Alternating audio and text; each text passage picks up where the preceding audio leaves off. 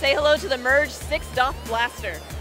This thing is basically a Nerf gun that allows you to play smartphone games as if you were actually in the room, like playing laser tag or something, shooting these robots as they try to shoot you. This thing is pretty cool. It's lightweight.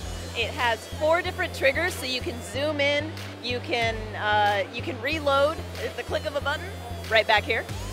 It's really seamless, honestly. Like when you duck, the game in-game you duck to, it uses your phone's gyroscope and accelerometer to read all your movements.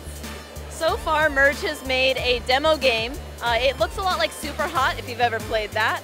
And you're just shooting these neon robots in a simple 3D environment, but it's a lot of fun.